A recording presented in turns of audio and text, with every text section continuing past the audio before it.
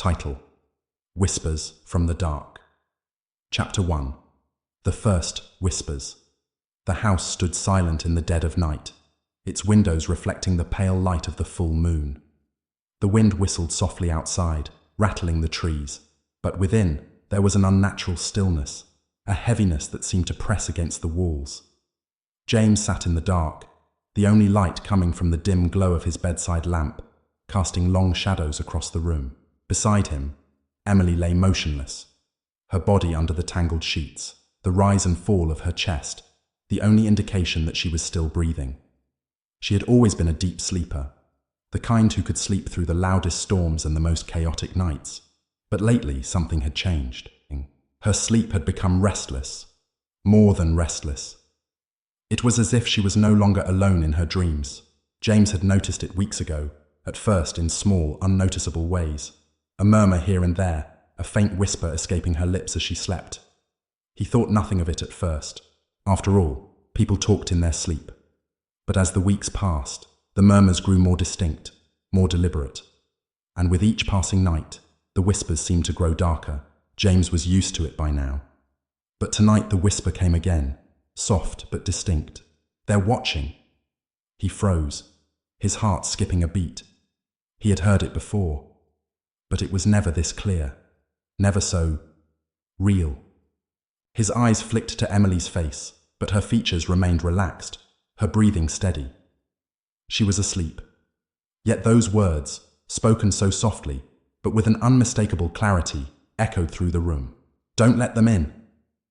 The words hung in the air like a warning, a message from some unseen realm, carried on the wind of her slumber. James felt a chill creep down his spine. He swallowed hard, trying to dismiss the thought, but the feeling of unease lingered in his chest. He reached out to gently shake her shoulder, hoping to wake her from whatever nightmare she was trapped in. But as his hand brushed against her skin, a strange coldness surged through him. Her body was ice cold. Startled, James withdrew his hand, his heart hammering in his chest. He had expected warmth, the usual heat of her body under the sheets, but instead, he was met with an unnatural chill that seemed to radiate from her. He leaned closer, inspecting her face, her chest, and the soft rise and fall of her breathing. It was normal. So why did everything feel wrong? "Emily," he whispered softly, his voice trembling as he repeated her name. No response. She continued to sleep, her face as serene as it had been moments before. The coldness still lingered, seeping through the fabric of the sheets, wrapping around his fingers as though the air itself had taken on a life of its own. He sat back on the edge of the bed, his mind racing. Was she cold because of the dream? Could it be possible? Could it be that her sleep had become so entangled with some otherworldly force that her body too was affected by it? He tried to shake the thoughts from his head. "It's just a nightmare," he muttered to himself. "She's just sleep-talking, nothing more." But the words Emily had whispered, they didn't feel like the usual nonsense. They felt purposeful, as if they were meant for him, as if someone, or something, was trying to warn him. As he lay back down, pulling the sheets closer around him, he couldn't shake the feeling that he wasn't alone. The air seemed heavier now, thicker. He closed his eyes, trying to will himself back to sleep, but the whispers, those soft, guttural words, kept replaying in his mind. "They're watching. Don't let them in." The sensation of being watched lingered, as though 1,000 unseen eyes were on him, lurking just beyond the walls of the room. He glanced at the clock on his nightstand. It was 3:15 a.m. The hour of the witch, he thought bitterly. The hour when the world was at its darkest, and the veil between the living and the dead was thinnest. "Don't let them in." The words echoed again in his mind, louder this time, more insistent. His pulse quickened, and his throat tightened. He glanced back at Emily, but she remained motionless, her face peaceful in her sleep, as if nothing had happened. With a sigh, James sat up again, feeling the oppressive weight of the silence pressing down on him. He reached for the lamp, flicking it on. The harsh light flooded the room, pushing back the darkness, but not the unease. His eyes darted to the corners of the room, searching for any sign of movement, any flicker of shadow that shouldn't be there. Nothing. It was just the same old room, the same old night. Still, he couldn't shake the feeling that something was terribly wrong. He lay back down, but sleep would not come. Not tonight. The next morning, Emily awoke to find James sitting at the edge of the bed, staring into space, his eyes wide and bloodshot. "James?" she asked, her voice thick with sleep. "What's wrong?" James didn't immediately answer. He was still shaken, his mind replaying the eerie whispers, trying to make sense of them. But the more he thought about it, the more it felt like he was losing his grip on reality. Was this just a bad dream? Or was something truly wrong? Something beyond his comprehension? I don't know, he finally muttered, his voice hoarse. "I don't know, Emily. Last night, it felt like you weren't alone in the room, like something was watching us." Emily blinked, sitting up and rubbing her eyes. "James, it was probably just a dream. You're probably just stressed, that's all." But James wasn't convinced. He had lived with Emily long enough to know that her dreams were rarely so vivid, so unsettling. And the coldness he had felt in her body, it couldn't have been just his imagination. As the days passed, James tried to ignore the growing sense of dread that gnawed at him. But every night, without fail, Emily's sleep-talking grew worse. It became a regular occurrence, whispers, mutterings, and garbled sentences that made no sense. But the worst of it came when Emily started to speak of things that had no place in their lives. "She's watching, James. She's in the walls. Don't let them in." The words came again, each night, more frantic, more terrified. James couldn't understand what was happening. Was Emily having some sort of breakdown? Or was there something far darker at play? Something ancient? Something that had been hiding in the shadows, waiting for the right moment to reveal itself? He didn't know. But one thing was certain. He could feel it now, deep in his bones. Whatever it was real. And it was coming for them. Chapter 2. The Shadows in the Walls. The days after the whispers grew harder to distinguish from the noise of daily life. James tried to pretend that everything was normal, that there was no creeping sense of wrongness settling over their home. But each night, the darkness seemed to deepen. The walls felt thicker, the air heavier, and when the lights went out, the whispers came again, uninvited, like old friends with bad intentions. It was a Saturday when things finally escalated, when the dull dread that had been building finally found its voice. James had been walking through the house that morning, doing his best to go through the motions. Emily was in the kitchen, preparing breakfast, humming a song under her breath. He noticed the old grandfather clock in the hallway, its pendulum swinging with an eerie precision. It had always been there, ticking away in the background, but today it seemed louder, as if it were counting down to something terrible. "James?" Emily's voice snapped him out of his thoughts. She stood in the doorway, holding a steaming mug of coffee. "You've been staring at that clock for 5 minutes. What's wrong?" He blinked, shaking his head. "Nothing. He trailed off, uncertain of how to explain the creeping feeling in his chest. "I think we need to get out of here for a while. Maybe take a trip or something. A weekend away." Emily raised an eyebrow, a playful smile tugging at the corners of her lips. "You're talking about a trip? I thought you hated traveling. What's got you spooked?" James couldn't explain it. There were no words for the growing unease that gnawed at him, the strange sense that something had shifted in their home, that something was not right. But he couldn't find the strength to dismiss it either. The more he ignored it, the worse it seemed to get. "Never mind," he said, forcing a smile. "I think I'm just tired. You know, long hours at work, lack of sleep. I'll be fine." But that night, when Emily fell asleep, the whispers came again. This time, they were louder. And they weren't just words. James sat up in bed, straining his ears, listening intently for any sounds that might confirm his fear. The room was cold, colder than it should have been, considering the heat of the day. His breath formed small clouds in the air as he reached for the lamp, flicking it on. The sudden light didn't help.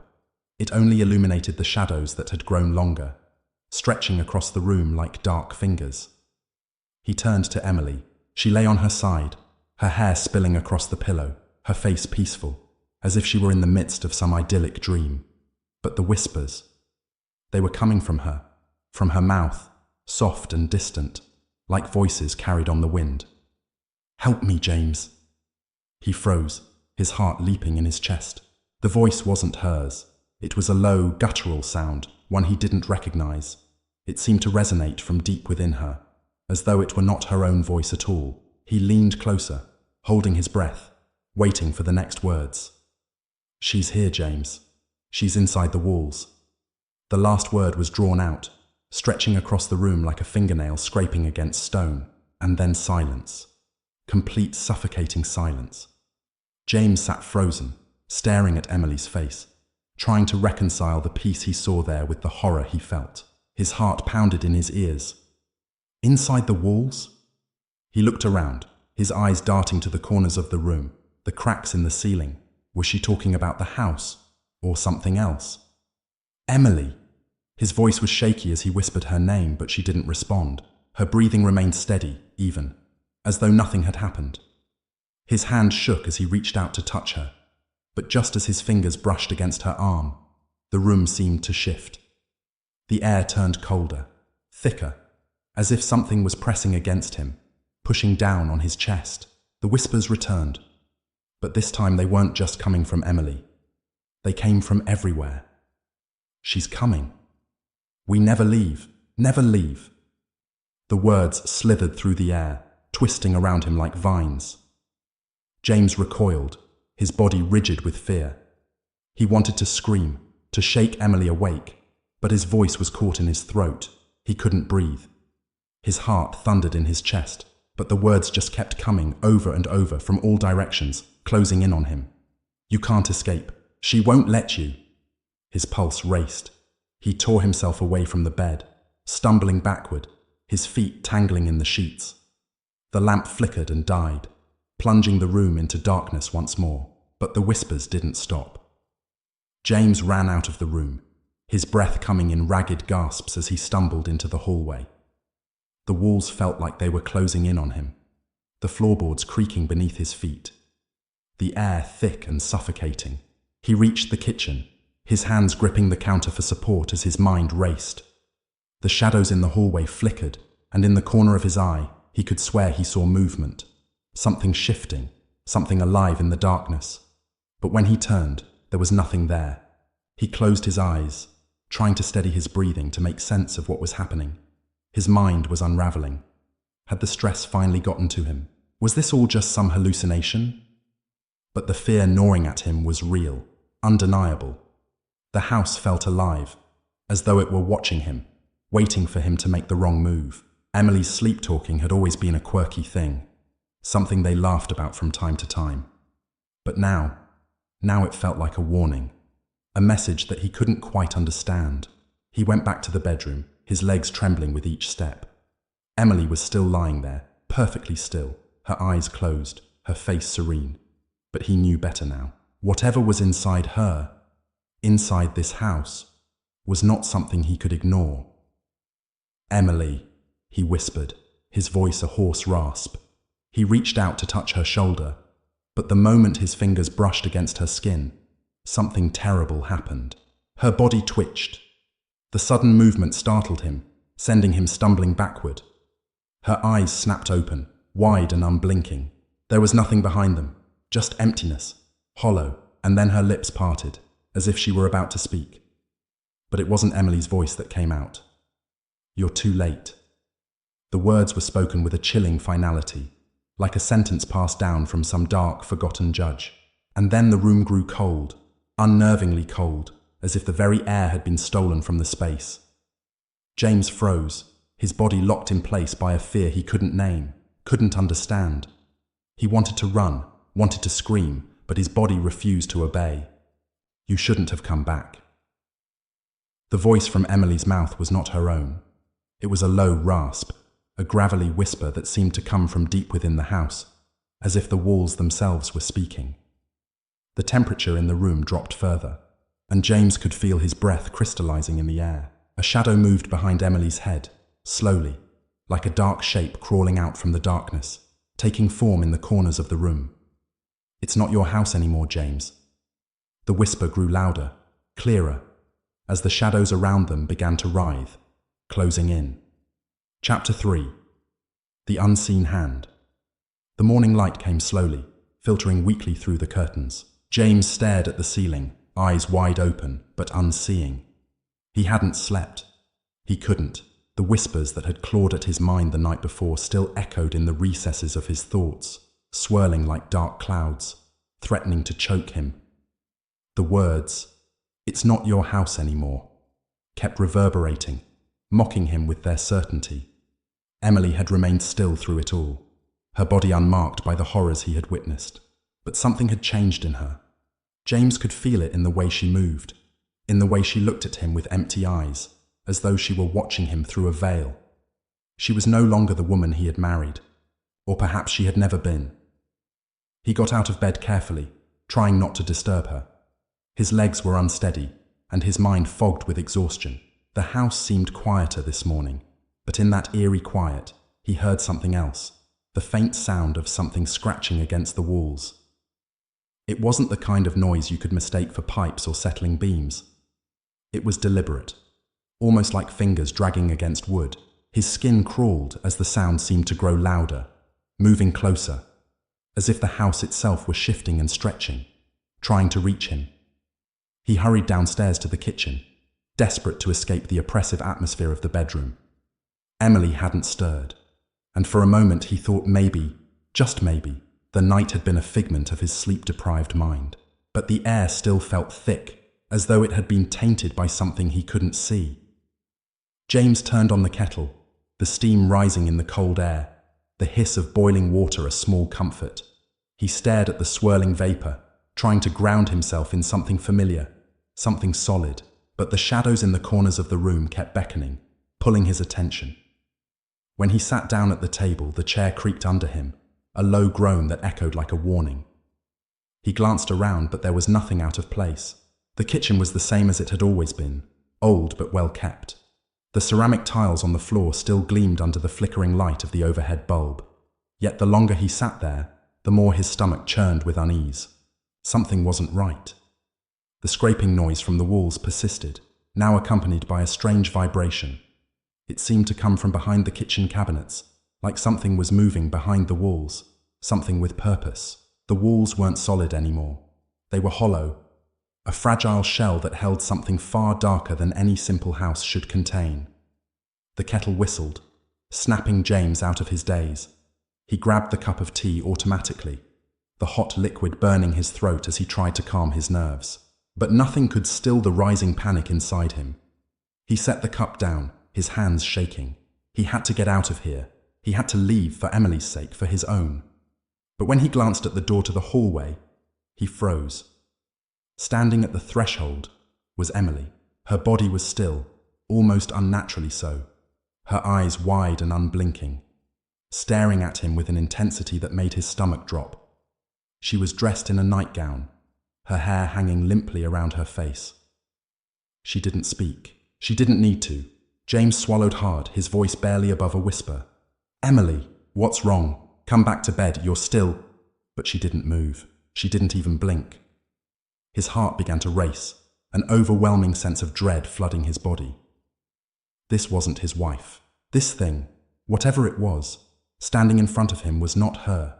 It was as if her body had been hijacked, the familiar shape twisted into something alien, something unrecognizable. He stood up, feeling the blood drain from his face as he slowly backed away from her. "Emily, please talk to me. What's going on? This isn't you." There was no response, just that same unblinking stare, her face as pale as porcelain. Then, from behind her, the familiar sound returned, the scratching. This time it was louder, clearer, a sharp, rasping noise that seemed to come from deep within the walls, reverberating through the house as if some invisible force was scratching at the very foundation, eager to escape. "Don't," James whispered, his voice cracking. "Please don't do this." Suddenly, Emily took a step forward, then another, and another. The sound of her bare feet slapping against the cold wooden floor was the only noise in the room, drowning out the scratching that seemed to grow louder still. James felt a jolt of terror. "Stop!" He wanted to shout, but the words died in his throat. It was as though his legs were no longer his own. He couldn't move. His body was paralyzed by the sheer weight of fear pressing against his chest, holding him in place as Emily's figure loomed closer, step by slow, deliberate step. He wanted to scream, to run, but the words wouldn't come. He wanted to push past her, to escape, but his body was betraying him. Emily's mouth opened, and the voice that came out was not hers. It was a whisper, a croaking rasp that scraped against his eardrums. "She's inside you now, James. You should have known. You should have seen the signs." The words echoed in his mind, sinking deep, wrapping around his heart like a cold hand. "She's inside you now." He felt the truth in those words, the certainty. He wasn't looking at his wife. He was looking at the thing that had taken her. Behind Emily, the shadows in the kitchen seemed to grow thicker, curling and writhing like a living thing. They stretched out, creeping along the walls, growing, reaching for him. James stumbled backward, gasping for air as his pulse raced. The walls closed in around him, pressing in from every side. The room felt like it was shrinking, suffocating him. And then, just as suddenly as it had all begun, Emily, no, the thing wearing her face, stopped. She stood still in the doorway, her eyes wide and lifeless, watching him with a hollow stare. Her lips parted again, and this time the words were clearer. "You're not leaving. No one leaves." James felt a deep primal terror coursing through him. His body screamed at him to run, to escape, to flee this nightmare that was now his reality. But the walls were closing in. The darkness was pulling at him. "You're not leaving." The voice repeated, growing louder, filling his mind, reverberating through the house, through the air. It was everywhere, inside him, in the walls, the floor, the ceiling. And then, silence. For a long moment there was nothing but the sound of his own ragged breathing. He dared not look back. Not at Emily, not at the shadows in the corners of the room. But something had changed. He could feel it in the air. The oppressive weight of the house, its breath on his skin, its fingers crawling beneath the surface of his skin. It wasn't over. It was only just beginning. Chapter 3. The Shadow. Beneath the floorboards. The silence in the house was suffocating. James stood at the edge of the kitchen, his back pressed against the cold, smooth surface of the refrigerator, heart pounding in his chest. The shadows in the room seemed to stretch and grow, pressing in on him, smothering him with their presence. They lingered in every corner, every crack, creeping along the walls and floor like dark fingers, reaching for him. Emily, or what was left of her, had stopped moving. She stood there in the doorway, her body stiff, unmoving like a mannequin, lifeless, yet somehow not. Her eyes were wide open, unblinking, staring into nothingness. Her lips parted as if to speak, but no words came out. James swallowed hard, his throat dry. He wanted to scream, to shout, to break free of the suffocating grip of terror that had him rooted to the spot. But his legs wouldn't obey. He couldn't move. Every part of him screamed to run, to get out, but something, some invisible force, held him in place. He could feel it now, deep in his bones, the thing inside her. It was not just a presence in the room. It was a part of the house itself. The walls groaned as though they were alive, and beneath the floorboards, something stirred. Something old. Something that had always been there, lurking in the darkness. The scratching sound was back. It had never stopped. Not really. It was just buried under the tension of the moment, muffled by the dread in the air. Now it was louder, more distinct, more urgent. James dared to glance down at the floor. The tiles in the kitchen, once pristine and white, were cracked, some of them chipped. The grout darkened with age. But there was one tile, near the center of the room, that seemed different. It was newer, the edges smooth and unblemished, as if it had been replaced recently. Too recently. The scratching intensified. It was coming from beneath the tile. Without thinking, James moved toward it. He wasn't sure why, but something compelled him to investigate, as if the tile were calling him, as if it knew something that he didn't, something he needed to understand. His fingers trembled as he knelt down, pressing his palm against the smooth surface. The sound from below it became louder, clearer, a rhythmic, scraping noise that sounded like claws digging at the earth. What was beneath there? James took a deep breath and with shaking hands lifted the tile. There was nothing there at first, just the bare wood of the floor beneath it, dark and old, its surface worn by years of dust and grime.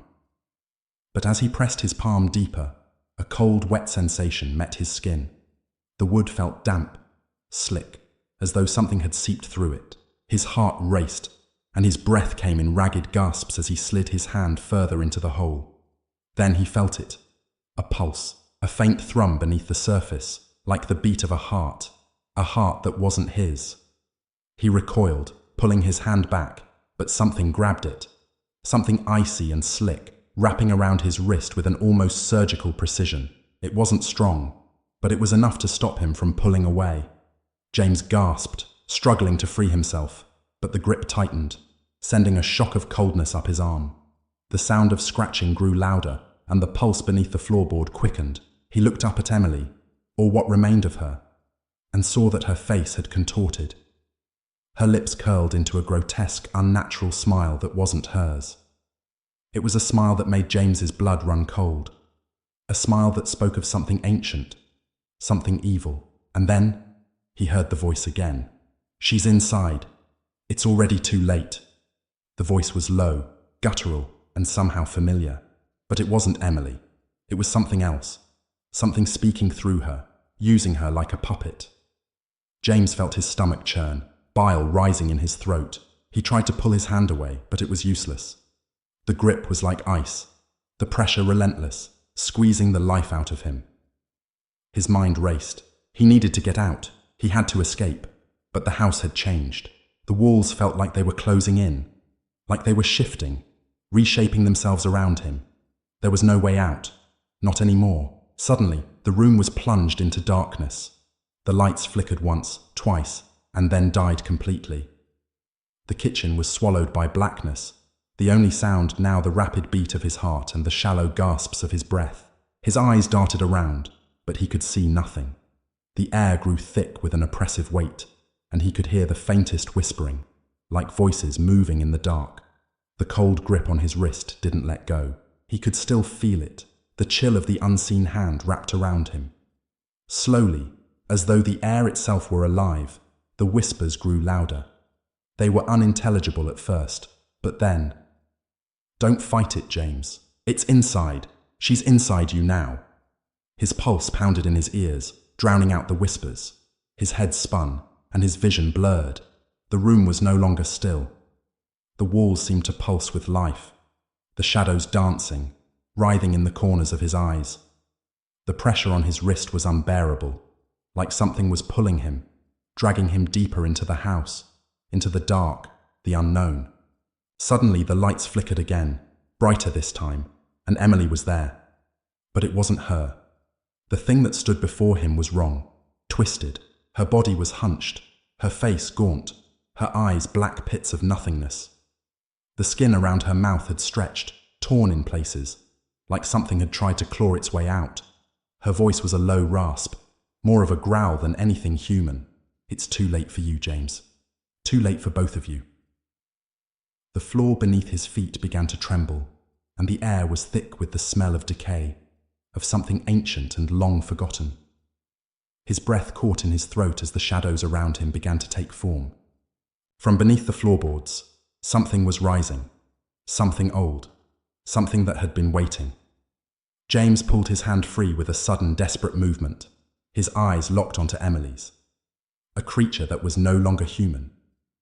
His body moved before his mind could catch up, stumbling backward, reaching for the door. But the room didn't let him leave. The walls seemed to close in around him. The shadows twisted and turned, filling every corner of the room.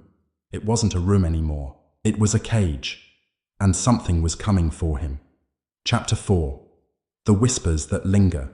James stumbled backward, his chest heaving with panic, but his legs felt like they were made of lead. His eyes darted around, desperate to find an escape, but there was nothing but the cold, suffocating darkness of the room.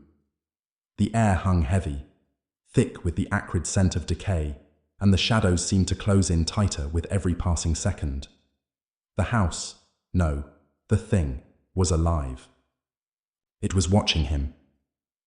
"Emily," he whispered, his voice trembling, though he knew it was futile. She was no longer Emily. Whatever had possessed her, whatever had taken hold of her soul, was standing before him, twisted and warped beyond recognition. The creature, Emily's body, groaned, her face contorting as if something were trying to break free from within. Her mouth hung open, a jagged gash where her lips once were, her teeth yellow and sharp like animal fangs. She took a step forward, each movement jerky, unnatural, as if her limbs were being pulled by invisible strings. Her eyes were black, empty voids that seemed to pull in the light around them, swallowing it whole. "You cannot run," she rasped, her voice low and guttural, like something that had been buried alive for centuries, only to claw its way back to the surface. "Not anymore." The walls of the kitchen seemed to tremble as the words spilled from her mouth. Her eyes flickered, as though the thing inside her was not in full control, fighting to break through the darkness that consumed her. But the creature was stronger. It was winning. James's heart pounded as if it were about to burst. His mind raced, trying to find some rational explanation, some escape from this nightmare, but nothing made sense. The house itself was changing. It was breathing. It was shifting around him. The shadows whispered louder now, crawling across the floor, swirling at his feet like tendrils. He wanted to scream, but his throat had gone dry. The weight in his chest was suffocating. He turned and lunged for the door, but his feet tangled in the growing mass of shadows at his feet.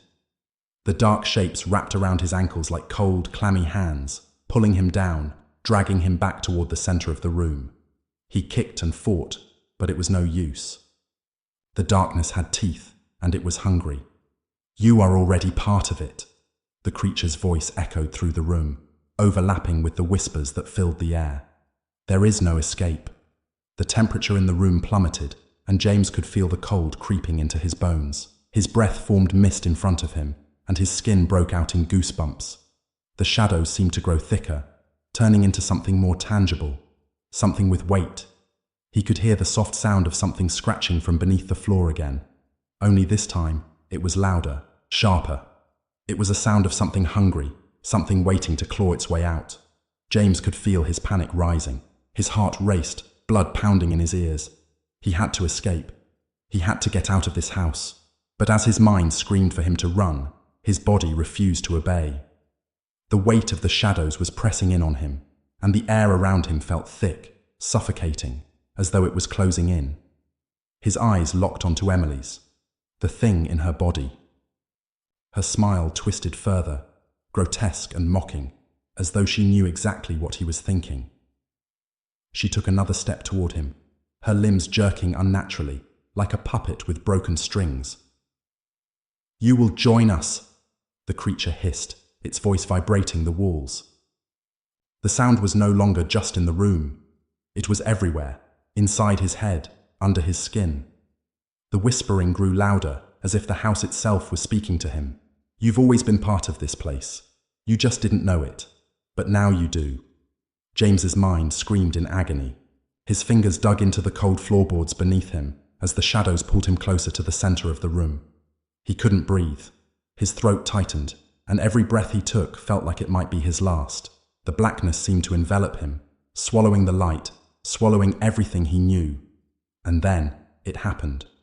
With a violent jolt, the floor beneath him cracked open. He felt it before he saw it.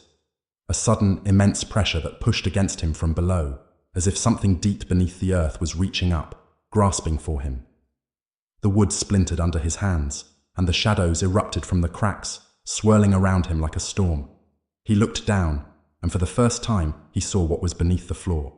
It was a mass, a writhing, pulsing mass of black tendrils and rotting flesh, moving beneath the floorboards like a living thing. It was endless, the darkness stretching out, undulating with a sickening rhythm. It was the source of the scratching, the thing that had been waiting for him. He felt his stomach turn, bile rising in his throat. The creature inside Emily's body was laughing now, her voice warping and distorting into something unrecognizable. The house itself seemed to groan, its walls bending and creaking as though they were alive, as though they were a part of the thing beneath the floor. "We are all connected," the creature said, its voice now a chorus of many. "You're not the first, and you won't be the last." The shadows coiled tighter, wrapping around his body, pulling him closer to the gaping maw of darkness below. His vision blurred, his head spun, and he could hear the sounds of distant screams, muffled and distant, coming from deep within the house. No, from deep within the earth itself. And then, a cold, wet hand touched his shoulder. He froze. It wasn't Emily's hand, he knew that. He didn't even need to look to know. The fingers were long, slick with something that made his skin crawl. The cold that radiated from it seeped into his bones, making him feel as if he were being drained, hollowed out from the inside. "I told you," the voice from behind him whispered. It was the voice of 1,000 souls, speaking through the creature that had once been his wife. There is no escape. Suddenly, the ground beneath him gave way entirely. He was falling. James didn't scream. There was no time, no air. The darkness swallowed him whole, and in that moment, he realized the truth. He had been a part of it all along. Part 2. Beneath the walls. James's body hit the ground with a sickening thud, his breath leaving his lungs in a violent rush. His arms and legs ached, his hands scraped against the rough surface of the floor as he tried to push himself up. But the room around him had turned into a nightmare, an ever-shifting landscape of decay and malevolence. The shadows. They were alive. They crept and slithered across the floor, snaking up the walls like tendrils of some unseen beast. The faint whispers he had heard earlier had now grown into a cacophony of voices, 1,000 voices all speaking at once. They were everywhere, surrounding him, drowning him in their maddening whispers. His head spun, each word that hissed into his ears pulling him deeper into a state of terror he couldn't escape. "Join us," the voices cooed. "It's too late for you, too late for everyone." The weight of the words pressed down on him, suffocating him. His fingers trembled as they dug into the floorboards, trying to find something, anything, that could pull him out of this nightmare. But there was nothing. Just the overwhelming, oppressive presence of the house. He forced himself to his feet, staggering toward the door, his mind only focused on escaping. He had to get out, had to. But as he reached the threshold, something stopped him. A cold hand, ice-cold, clammy fingers wrapped around his wrist, squeezing with unnatural strength. His heart raced, and he spun around, ready to confront whatever nightmare had materialized, but no one was there. Only shadows, undulating, twisting like smoke in the air. There was no Emily. No creature in the form of his wife. Only the whispers. "You cannot leave!" the voice hissed again, this time so close it felt like it was inside his skull. "You're already part of it." James froze. His blood ran cold. He wanted to scream, but no sound came out. His eyes darted around, scanning every corner of the room. There was nothing, just darkness and shadows that clung to the walls like ancient secrets. Yet the air felt thick with something malevolent, something alive. The house had changed. The very walls seemed to pulse with a rhythm, a heartbeat that thrummed beneath his feet. And then, from the corner of his eye, he saw it. Movement. A shape, dark and formless, creeping along the floor. It was like the shadows themselves were alive, stretching and writhing like serpents. James stumbled back, his breath caught in his throat as he reached out for the door again. But something stopped him. Something forced him to turn around. The walls were shifting, the room distorting. What was once a simple kitchen now felt like something far older. A labyrinth of forgotten rooms and cursed corridors. The windows had disappeared. The door was gone. The space had become fluid, like a nightmare that bent and contorted to its will. "You think you can escape?" the voice laughed. No, it wasn't one voice. It was hundreds of them, all layered on top of each other, overlapping like a chorus of suffering souls. "You think you can outrun this place? This thing inside you?" His head swam, his thoughts muddled. His hands clutched at his temples as the whispers inside his mind grew louder, the pressure building to unbearable levels. He stumbled toward the center of the room, fighting to stay on his feet as the shadows began to swarm. They pressed in on him, closing in until he could no longer see the walls. There was only the blackness, thick and suffocating. James fell to his knees, gasping for air, his chest tight, his heart hammered in his ears. "It's coming," he thought. It's all coming for me. The floor beneath him began to tremble, and he heard it. The faint scraping sound, the unmistakable sound of something crawling beneath the floorboards. It was moving, fast, as if it was coming for him. He couldn't see it, but he could feel it, the presence of it, closer and closer with every passing second. Please, God, he thought, let me wake up. Please, just let me wake up. But there was no waking up. There was no escape. The shadows were everywhere now, creeping up his legs, wrapping around his arms, pulling him down, dragging him toward the center of the room. The whispers grew louder, the voices melding into a single unified scream. He could hear them now, the ones that had been trapped in the house before him, the ones that had disappeared. The floor cracked open beneath him. James screamed, but the sound was swallowed by the darkness.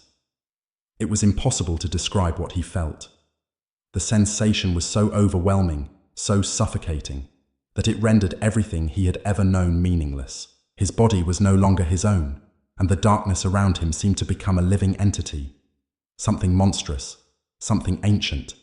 He could feel the pull of it deep in his bones, an insatiable hunger that gnawed at him, tearing at his soul. The house wanted him. It had always wanted him, and now it had him. The darkness consumed him, engulfing him in its endless void. His body was no longer capable of moving, his mind no longer able to think. There was only the cold, the crushing weight, and the sound of countless voices, all whispering in unison, whispering his name. James felt himself being pulled deeper into the abyss. The house had him now, and there was nothing left to fight. The whispering voices merged into a single unified roar as he was sucked into the depths. And then, just as quickly as it had started, it stopped. The room, what was left of it, was still. The whispers faded into silence, and the darkness lifted, leaving nothing but an empty shell of what had once been a kitchen. The floor was cracked, the walls trembling. There were no shadows now, no whispers, only silence. James was gone. Chapter 5. The silence behind the walls.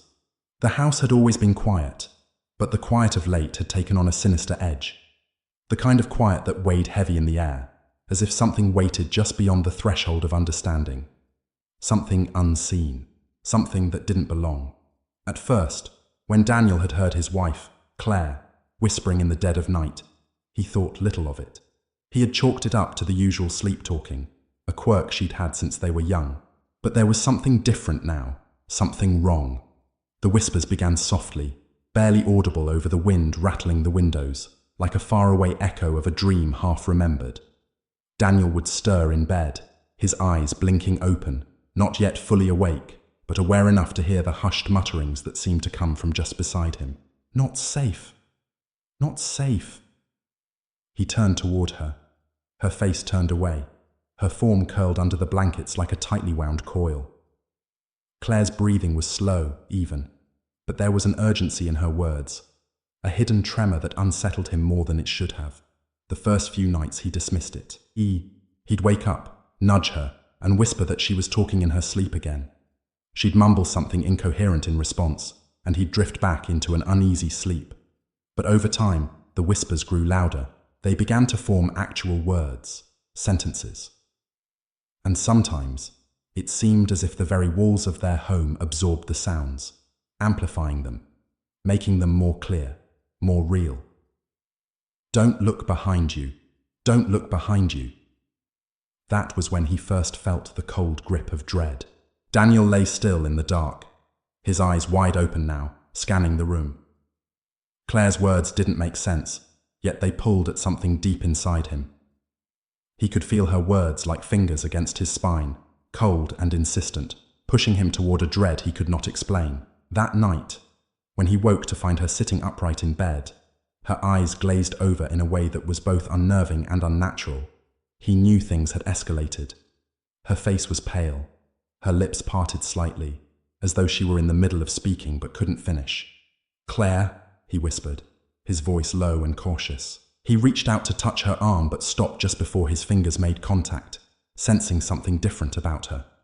Something wrong. Her head slowly turned toward him, but her gaze was empty. It was as though she wasn't looking at him at all. Her eyes were fixed somewhere behind him, beyond the edge of reality. In the dim light, her pupils were dilated, her lips barely moving as though struggling to speak. Don't you hear it?" she murmured, her voice a hollow whisper. "They're here." Daniel froze.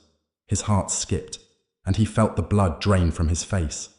There were no sounds, no footsteps, no voices, nothing to explain her words. Just the oppressive silence of the house that seemed to stretch into infinity, heavy with the weight of things unspoken.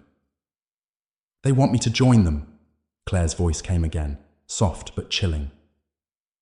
I can't go. I won't." "Claire," Daniel breathed, his voice shaking.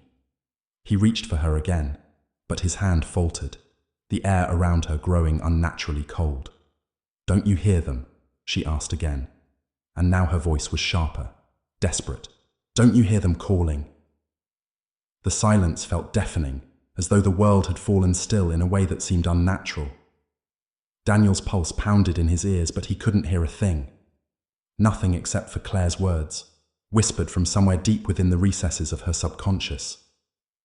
"They're in the walls," Claire continued, her voice trembling with fear now, her body shaking as she clutched the blankets tightly around her. "They've been here for a long time." Daniel's heart skipped again, and a cold sweat broke out across his skin. He wanted to speak, to ask her what she meant, but his words felt stuck in his throat, lodged in the place where a sense of impending doom coiled tightly around his chest. He glanced at the walls, the shadows stretching and pulling unnaturally across the room. The air felt heavy, thick with something that seemed to vibrate just beneath the surface, like a faint hum. The kind of hum you could almost hear but not quite. And beneath it all, there was something else. Something that felt like eyes. Eyes watching, waiting. Claire's voice cut through his thoughts again. "You need to listen, Daniel. You need to understand. They've been calling me, and they're getting closer." The words she spoke didn't make sense. But in that moment, as her voice trembled with such genuine fear, Daniel couldn't shake the feeling that something was wrong in a way that went far beyond simple sleep-talking. The air in the room felt thick and choking now, and even though it was cold outside, the house felt too warm, too hot. It felt like something was suffocating him, pressing down on him, and the walls. The walls felt alive. His gaze shot back to Claire, and for a moment, he thought he saw it. The flicker of something beneath her eyes, something that wasn't human. Her pupils, dilated, appeared to flicker in the low light, black against the whites of her eyes. It was as if something else had taken root in her, something that was clawing its way to the surface. And then, as if some invisible force had snapped her back into herself, Claire gasped, her eyes widening in terror. She scrambled backward, pushing herself against the headboard, her breathing ragged and shallow. "I'm sorry. I didn't mean it," she whispered, her voice shaking with guilt and terror. "I didn't mean to say that." But it was too late. The words had been spoken, and whatever they meant, Daniel could feel the weight of them in the pit of his stomach. Something had shifted. The air felt wrong now, too wrong to ignore. "Claire, what's going on?" he asked, his voice barely above a whisper. "What do you mean? They've been calling you." "I don't know," she murmured, her hands trembling in her lap. "I don't know, but I hear them. They're here. They've always been here. I can't get away from them. I've tried." Her words seemed to echo, reverberating in his ears like a warning bell. Daniel felt the weight of them press down on him, and though his mind screamed to make sense of it all, he knew, in that moment, that he was caught in something far beyond his understanding.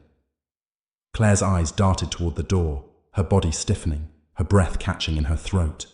"They're coming," she whispered, her voice shaking. Suddenly, there was a sound, a faint scraping, like nails against wood, coming from the walls. It was so faint at first that Daniel thought it was his imagination. But then it came again, louder this time, like something was dragging itself along the walls. Scratching, scraping, his heart skipped a beat as he glanced toward the wall where the sound originated. The darkness there seemed to shift, thickening, pressing in, and the temperature in the room dropped again, colder than before. His breath misted in the air, and his skin prickled with the icy fingers of dread. Claire's voice trembled. "Do you hear it, Daniel? Do you hear them?" The scraping grew louder, closer now, like something was moving just behind the walls. Something was trying to break through. Daniel's blood ran cold. There was no denying it now. Whatever it was, whatever it had been, was real, and it was coming. Chapter 6. The echoes in the walls. The night had become an oppressive thing, thick with a silence that clung to every corner, suffocating every breath. The sounds from the walls had intensified, now joined by a low, guttural thrum, like a pulse echoing from deep beneath the earth. It wasn't just the creaks and groans of an old house anymore. It was as if the house itself was alive, breathing in sync with something far darker. And Claire was right. There was something inside these walls, something watching them. Daniel sat on the edge of the bed, his eyes glued to the wall where the noises seemed to originate. His skin was cold with sweat, but there was no warmth to be found. The heat from earlier, the air that had thickened with dread, had long passed. Now it was simply cold, too cold for comfort, even though it was the middle of summer. Claire, still in the same place on the bed, her body curled into itself, trembled with a nervous energy that seemed to fill the room. She wouldn't look at him anymore. Her eyes were fixed on the door, her breathing shallow, as though she feared that something might burst through it at any moment. "I can't stand it," she whispered, barely audible. "I can't." Her voice broke off in a strangled gasp as another scraping sound ripped through the air, so loud and close that Daniel felt it rattle his teeth. He could feel the vibrations deep in his chest, like the walls were hollowed out, resonating with some unseen force. Claire gasped, clapping her hands over her ears. "Please, Daniel, make it stop. Make it stop!" Her eyes were wild now, her face pale, the once soft features distorted with fear. Daniel's heart pounded in his chest, his hands trembling as he reached out to touch her, but she recoiled as if he were the one to fear. "They're coming!" she gasped, her voice frantic now. "They won't stop. They won't stop until they take me. It's too late for me, Daniel. I can't fight them anymore." Daniel was torn between wanting to comfort her and the growing suspicion that Claire wasn't just sleep-talking anymore. She wasn't just imagining things. There was something real in the house with them, something dark, something ancient. "What do you mean, Claire?" he demanded, his voice sharp, desperate. "What are they? Who are they?" Her head jerked back, as though she'd been physically struck by his words. Her gaze flickered toward him, and for the first time in what felt like days, she really saw him. The way her eyes widened, and the look of horror that crossed her face chilled him to his bones. They're the ones who speak through me," she whispered hoarsely. "They're the ones I can't escape. They've been here before. They're part of this place." Daniel stood up abruptly, his legs unsteady beneath him. He couldn't process what she was saying. None of it made sense. What did she mean? They speak through her. And what did she mean by part of this place? He had to get answers, and he had to get them now. "You have to tell me everything, Claire. Who are they? Why are they here?" Daniel urged, trying to keep the panic out of his voice. Claire's hands trembled as she pulled her knees to her chest. Her voice dropped to a whisper again, so quiet that Daniel had to strain to hear. "They've always been here. In the house," she murmured. "They were here before us. They are part of it, part of what's beneath. They crawl in the walls, Daniel. They want to crawl into me." Daniel's stomach twisted. He wanted to scream at her, to tell her that none of this made sense.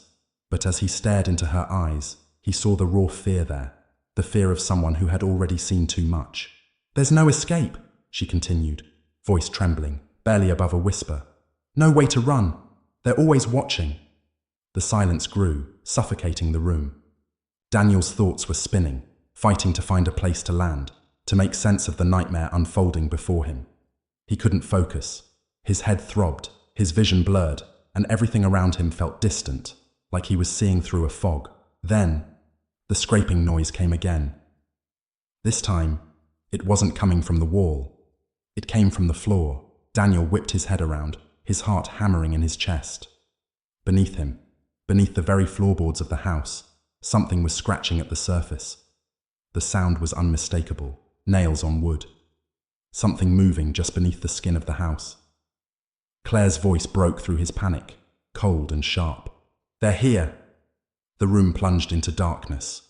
For a moment, Daniel couldn't move, couldn't think. His breath hitched, and then the air in the room seemed to pulse. The shadows thickened around them, and the walls seemed to close in, the space becoming smaller, as if the house itself was pressing them down. He was suffocating. "Claire! Claire!" Daniel cried, but his voice felt lost, swallowed by the darkness. He reached for her, but she was no longer where she had been. She had disappeared, and in the place where she had been sitting, there was only the oppressive blackness of the room. His heart hammered as he stumbled toward where she had been moments before, his fingers trailing against the walls, seeking something, anything to hold on to. And then he felt it, a cold hand on his wrist. It was icy, unnatural. His heart nearly stopped as his pulse raced, and he whipped around, his breath catching in his throat. There she was. But it wasn't Claire anymore. Her eyes were empty now, dark voids that seemed to pull him in. Her mouth was agape, her lips stretching into a twisted smile. It was a grin, but it wasn't her smile. No, it was something darker, something ancient. Daniel tried to scream, but the words wouldn't come. The air was too thick with fear, with a terror so deep it choked him. His eyes flicked to the floor and then back to Claire. No, not Claire anymore. The figure in front of him wasn't human. It wasn't even alive in the way he understood it. "This is the only way, Daniel." The thing that wore Claire's face whispered in a voice not her own, a voice low and guttural. The only way for them to stop. Daniel couldn't tear his eyes away, couldn't pull himself out of the nightmare he was trapped in. He stumbled backward, his legs failing him, and he collapsed onto the floor, still staring up at the figure. "They will have me, Daniel. They will have me, or they will have you," the creature continued, its voice reverberating through him, sending waves of icy dread down his spine. The ground beneath him groaned in response, like the house itself was answering. He could hear it again, the scraping, the gnawing, the pulling, and it was coming closer. The walls were alive. Claire, or whatever had become of her, reached out, her fingers long and twisted, stretching toward him. Her touch was like ice. "They can't be stopped," she whispered. "And neither can I." The last thing Daniel saw was the emptiness in her eyes, the darkness that swallowed everything. Then, the lights flickered once more, and everything went black. Chapter 6. The Echoes in the Walls continued. The room was swallowed by the oppressive darkness. The weight of silence hung heavy in the air, pressing down on Daniel's chest like a 1,000-pound stone. He couldn't breathe. He couldn't think. Only the thudding of his own pulse hammered in his ears, louder than the oppressive quiet, louder than the eerie creaking of the house around him. The figure, Claire, or what remained of her, towered over him now, her contorted, grotesque smile stretching unnaturally wide. Her eyes, once full of warmth, now seemed as though they had been hollowed out, black voids that consumed everything they gazed upon. There was no trace of humanity left in her. What had been Claire was no longer even a memory. It was something else, something monstrous, something alien that had been wearing her skin.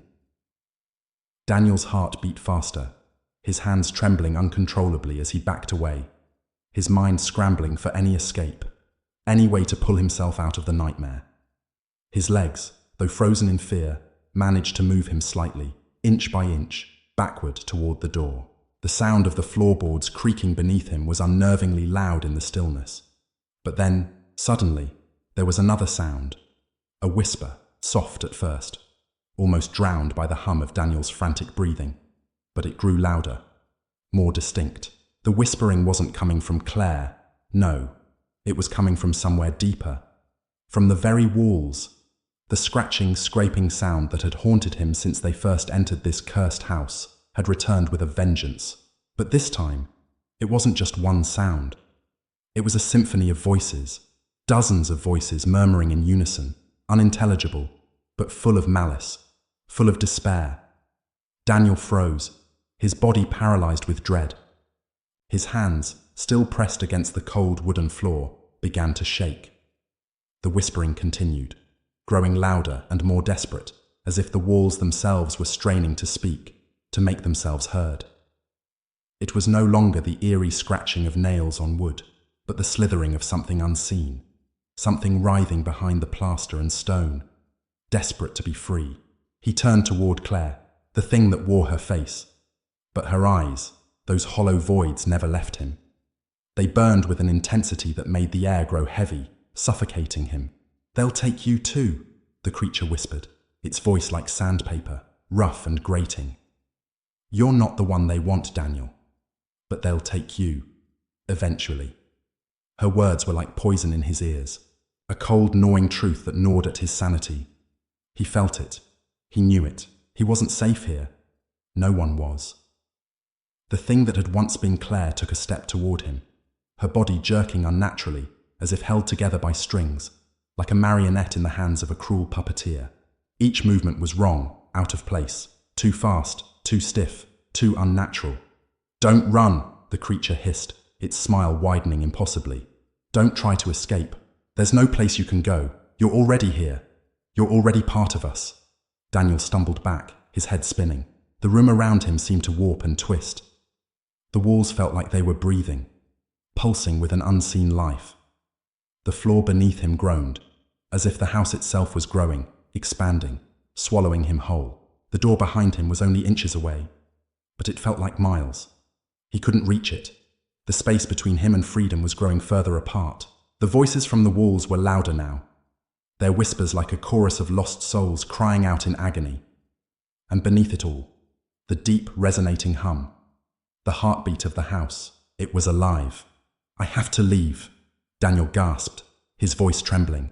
He didn't care how foolish it sounded. He had to get out, away from the thing that had replaced Claire, away from the house that seemed to want him, that seemed to hunger for him. He pushed himself to his feet, but his knees buckled beneath him. His body felt weak, like it was being pulled down into the earth. Claire, or the creature, moved toward him again, her long fingers stretching out, cold and thin, like brittle branches. He recoiled, but there was nowhere left to go. The walls pressed in on him. The air was thick with the sounds of whispers, and the thing, no longer Claire, was there, just a step away. "I'm sorry," she, or it, whispered, "but you can't leave. You're already ours." Daniel's breath hitched. He turned, his mind whirling with panic. And then, like a magnet pulling him toward it, his gaze fell to the floor beneath him. The wooden planks, worn and creaky, had begun to shift.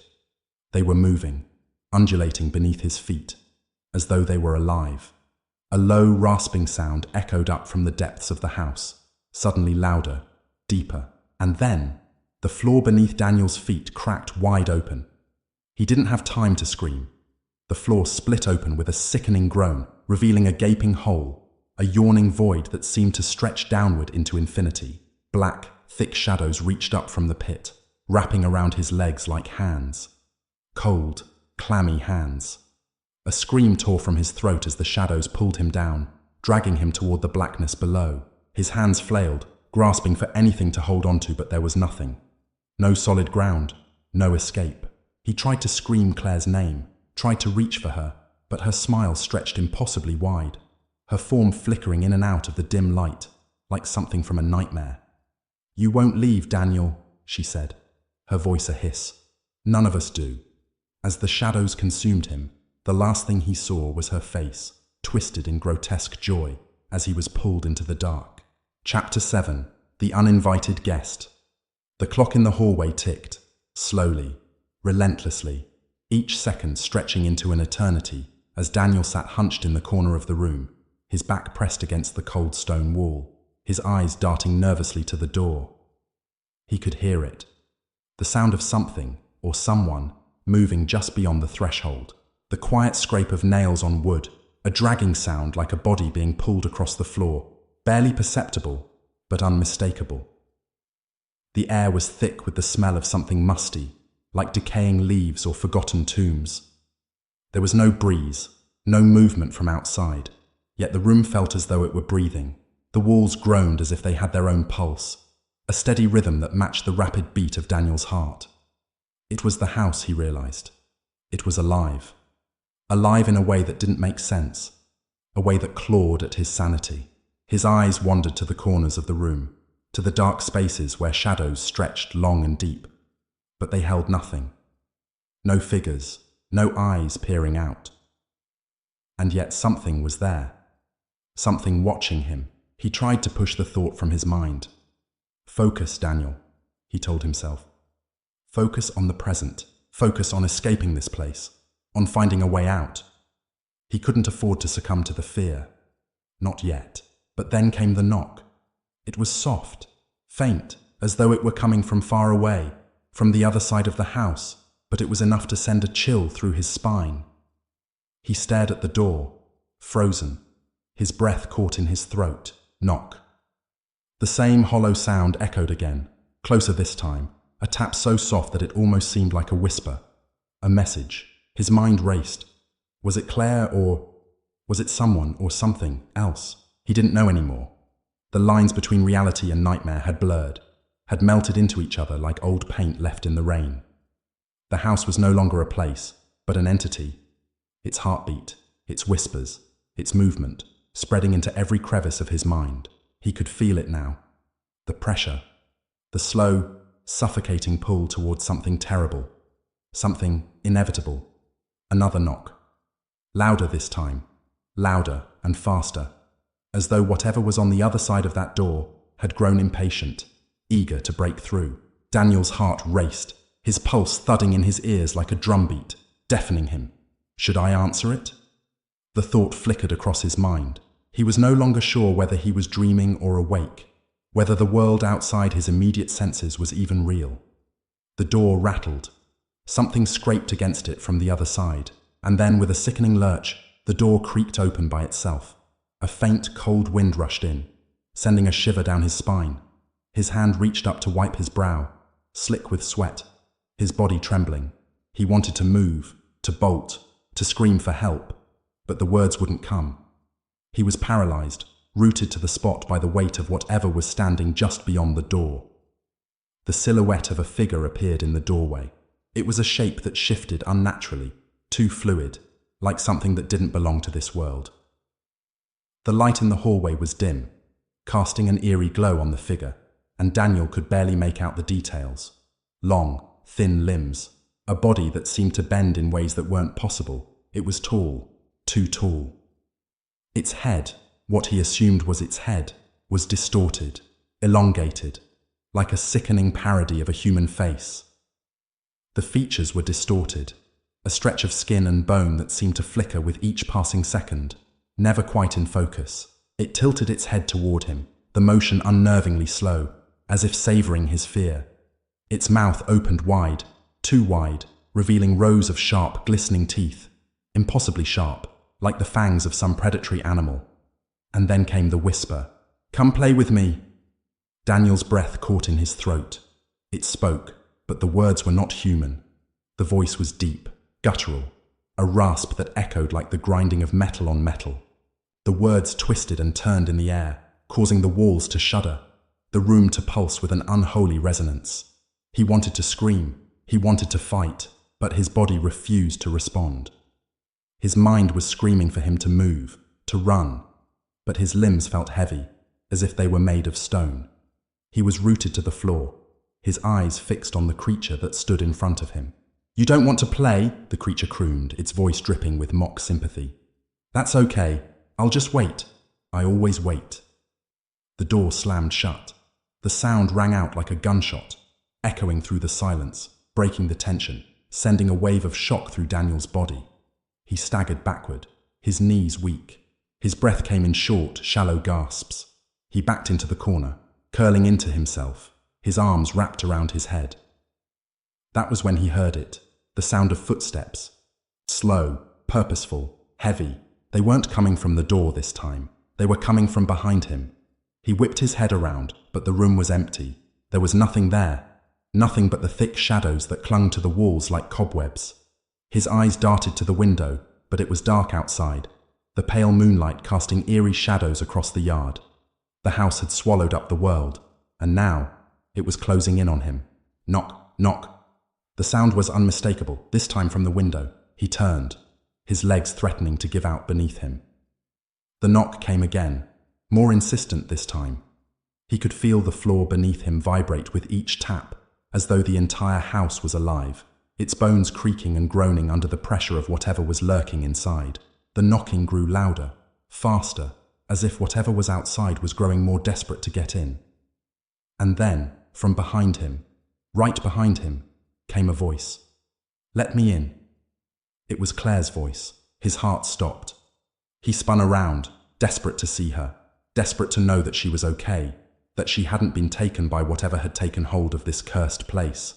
But there was nothing, nothing except the shadows that seemed to grow thicker, darker, more oppressive with every passing second.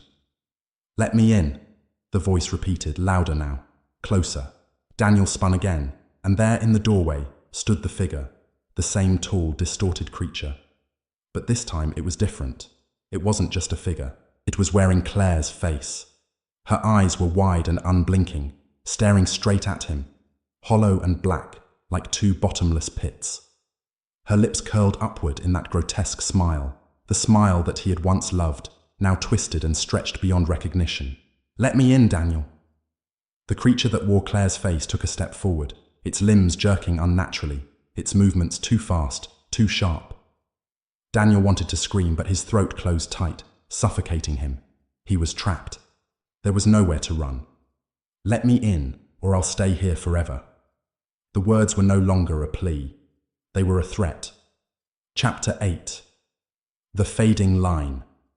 Daniel's pulse echoed through his skull as he stumbled backward from the doorway, his legs trembling beneath him. The figure, the mockery of Claire, stood motionless in the threshold, the cold eyes fixed on him. Its mouth twitched, a grotesque parody of a smile, as though it savored his terror, enjoying his helplessness. The walls seemed to close in, and the darkness pressed heavily around him, like a crushing weight he could not escape. He turned, searching for a way out. His breath was shallow, ragged. Every fiber of his being screamed to flee, to run from this abomination, but his body refused to obey. The room was smaller now, the edges of the walls curling inward like a suffocating hand. "I need to leave. I need to get out." But the door was gone. The window, too, had vanished, replaced by a wall of rotting wood and rusted nails. "Daniel." The voice, Claire's voice, slithered through the room like a snake. "Don't run from me. You'll only make it worse." The words were no longer Claire's, nor even human. The thing standing before him was no longer the woman he had loved. It was something else entirely, something twisted, born from the very marrow of fear itself. Daniel's eyes darted to the far corner of the room, where the shadows seemed to writhe, to dance and stretch, as if alive, as if eager to devour him. The air tasted sour, a metallic tang that burned his throat, and the floor beneath his feet vibrated with a low hum, like the drone of some ancient forgotten beast. The house was watching. No, the house wasn't watching. The house was. Every breath was becoming harder to draw, as though the very air was thickening, becoming suffocating. A crushing silence fell over the room, pressing in on him, until even his heartbeat seemed muted, lost in the unnatural stillness. And then he heard it, the sound of footsteps, slow and deliberate, growing closer, so close he could almost feel the heat of the thing's breath on his neck. He spun around. Nothing. The figure had disappeared, vanishing into the very walls, as though it had never been there at all. The room was empty once more, save for the faint, bitter scent of decay that lingered in the air. But the silence. It was wrong. The silence wasn't peace. It was an abyss, a void that swallowed everything around him, leaving only an oppressive, deafening quiet. Daniel pressed his palms to his eyes, trying to force the images away, but the darkness crept in, wrapping itself around his thoughts, distorting them. He could still hear Claire's voice. "Don't run from me." Over and over it echoed, like a broken record. Was it her? Was it really her? A cold laugh broke through his thoughts, low and mocking. It didn't come from Claire's mouth, but from somewhere deeper, deeper than the walls, deeper than his mind. It was the sound of something ancient, something evil, something that had always been there, lurking, waiting. A tremor passed through Daniel's body as he fell to his knees. Was it all real? Was this truly happening? Or was he losing his mind? The lines between reality and nightmare were blurring, twisting like smoke, and he couldn't see where one ended and the other began. Was this place alive? Was this place his nightmare? His mind grasped desperately for something to hold on to, a fragment of clarity in the madness. His eyes fixed on the small, cracked mirror on the far wall. The glass was warped, the reflection distorted. He couldn't quite make out the details, but he could see something moving within it. The shadows shifted, thickening, as though something was trying to crawl out from the mirror. A shadow that wasn't his. It was coming closer, creeping across the reflection, and then it stepped out. The thing that emerged was no longer human. It was a grotesque, hunched figure, its limbs twisted and contorted in impossible ways. Its face was a mass of stitched skin, a patchwork of mouths and eyes that writhed and blinked in different rhythms, as though the thing could never settle into one form. It opened its mouth, a vast, cavernous hole, and screamed. The sound was a jagged, inhuman shriek that tore through the silence like a blade through flesh. Daniel's body jerked violently as the scream echoed in his skull, making his vision swim. His heart hammered against his chest as the creature in the mirror lurched forward toward him. Its gaze met his, locking in a sickening, unholy connection. "You can't hide from me, Daniel." The voice was a rasp, a whisper of insanity. It came from everywhere, around him, within him, as though the thing were crawling under his skin. Daniel scrambled back, panic flooding his veins, but the creature's eyes held him, trapped in place. "You belong here now. You're one of us." The words slithered out of its mouth like oily tendrils, wrapping around his mind, pulling at his very soul. The creature's face shifted then, melting into the face of Claire. Her features distorted and stretched, her eyes black and hollow, her mouth open in an impossible grin. Daniel's breath caught in his throat. No, it wasn't her. It wasn't really her. "Claire," his voice was barely a whisper. "What have they done to you?" The thing that looked like Claire smiled, showing rows of jagged, broken teeth. "You knew, Daniel. You always knew." Her voice was laced with mockery, yet there was a hint of something deeper, something far older and more sinister. The room seemed to shift, the walls warping and pulsating like the very fabric of reality was coming undone. The ground beneath him began to tremble, faintly at first, but growing stronger, a vibration that rumbled in his bones. He could feel the house, the thing inside it, awakening. The air grew heavier, colder, the darkness thickening until it felt like it was pressing in on all sides. Daniel's eyes scanned the room desperately. He had to get out. He had to find a way. But there was no escape. The door, the windows, the entire room had melted away, leaving him with nothing but the shadows. Shadows that had come to life, that now reached for him, fingers outstretched, claws scraping against the floor. He could feel them tugging at him, pulling him toward the center of the room, toward the heart of the darkness that waited. No. He stumbled back, his feet slipping on the slick floor, but the shadows were relentless. They gripped him, pulled him down to his knees, dragging him closer to the thing that had once been Claire, her distorted face twisted into something far worse, something more monstrous. "You belong with us now." The voice wasn't Claire's. It was something darker, a presence. The presence of the house. Daniel's vision began to blur, the room spinning around him. The shadows closed in, and he could no longer fight. His hands, his legs, his body betrayed him, locking into place. The cold was unbearable now, freezing him from the inside out, numbing his thoughts, his breath. And then, just as the darkness consumed him entirely, the whisper came again. Welcome home. Chapter 9. The eyes that watch you. Daniel awoke to a sensation of weightlessness, floating in a vast, inky abyss. There were no sounds, no whispers, no groans, no scratching of unseen claws against the walls. The silence was profound, deafening in its intensity. His body felt numb, his mind floating in a fog of confusion, as he tried to grasp the fragments of reality. His eyes darted to the darkness around him, yet there was nothing but an oppressive void. He tried to move, to push himself out of the suffocating stillness, but his limbs refused to obey, locked in place as if bound by invisible chains. Panic began to rise in his chest, a suffocating pressure that made it harder to breathe. Where was he? Was he still in the house? He opened his mouth to scream, but no sound came out. The void pressed against him, filled with an ancient, suffocating presence that seemed to watch him. Something was waiting in the dark, something patient. He felt its eyes that pierced the air, that saw through the darkness. It was an intimate feeling, as though the presence could sense every thought he had, every twitch of fear, every heartbeat. A flicker of light appeared in the distance. Faint, barely perceptible. It was cold, sterile, like the light from an old, broken bulb that had been left burning for too long. Daniel tried to focus on it, reaching toward it with what little strength he had left. But as soon as he reached, the light began to fade, flickering like the remnants of a dying star. His heart pounded in his chest, the silence around him growing more suffocating with every passing moment. What is happening to me?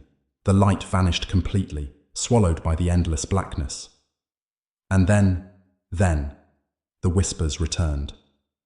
Low at first, like the rustling of dry leaves in an autumn breeze, but they grew louder, more distinct, until the voices filled the air, their words incomprehensible, foreign. They sounded ancient, older than the world itself, as though they were speaking from the depths of time, from the very fabric of existence. The language was broken, jagged, but there was an unmistakable sense of mockery in it. "You cannot hide from us, Daniel." The voice was low, but it cut through the fog of his thoughts, like a blade against flesh. "Your fear is a feast to us, your pain, delicious." He recoiled, but there was nowhere to go. The voice was coming from all around him now, vibrating through the very air, shaking the foundations of his mind. "You were always ours." Daniel's pulse quickened, his heart thundering in his chest. "No," he thought, desperate. "This is a nightmare. This is not real." He clenched his eyes shut, hoping that by blocking out the darkness, he could escape the words, the presence, the watching eyes. But when he opened them again, he saw her, Claire. But she wasn't the Claire he remembered. She was different. Her eyes were wide and empty, pools of blackness that seemed to swallow the light. Her skin was pale, stretched tight over her bones, as though she had been drained of all vitality. She stood in front of him, her form barely visible, shrouded in shadow, but her face was impossible to ignore. It was wrong. The features that had once been so familiar, her soft smile, her gentle eyes, were now twisted into something grotesque, unrecognizable. Her mouth opened, but no words came out at first, only a faint rasp, like the sound of dry paper being torn. Then slowly, deliberately, she spoke. "You should never have come back." Daniel tried to speak, to call her name, but his voice faltered. The words felt hollow, lost in the emptiness around him. What is this? Was this the house, or was this something worse? Claire's lips curled into a twisted, unnatural smile. "The house is watching you, Daniel. It always has." The walls behind her seemed to pulse, the shadows rippling like a living thing, stretching and undulating in the dark. And as the darkness shifted, the shape of the house began to reveal itself. A dark, towering form, made not of wood or brick, but of writhing, twisting shadows. The house was alive. It was a massive, sentient thing, breathing and waiting. "It is hungry." Claire's voice was soft, almost tender, but there was a cruel edge to it. "And it wants you." Daniel's heart slammed against his ribs. The air was thick now, as though it had been soaked in fear itself, and he could feel the oppressive weight of it pressing down on him, smothering him. Every breath felt labored, as if the very act of breathing had become a struggle. His throat tightened as his eyes darted around, trying to make sense of the scene unfolding before him. Suddenly, the walls seemed to close in, the shadows growing thicker, tighter, until there was no room left to breathe. The darkness enveloped him, and the whispers grew louder, the voices merging together, becoming a chorus of agony and malice. The voices weren't just speaking anymore, they were screaming, each one an echo of the last, feeding on each other's pain. And in the center of it all stood Claire, her form now half faded, as though she were being consumed by the shadows that surrounded her, her eyes locked with his. And for a brief moment, he saw something in them, something familiar, something human. "Help me, Daniel." Her voice was barely a whisper, but it carried through the darkness, slicing through the noise like a knife. "Please, help me." But then, just as quickly, the shadows swallowed her whole.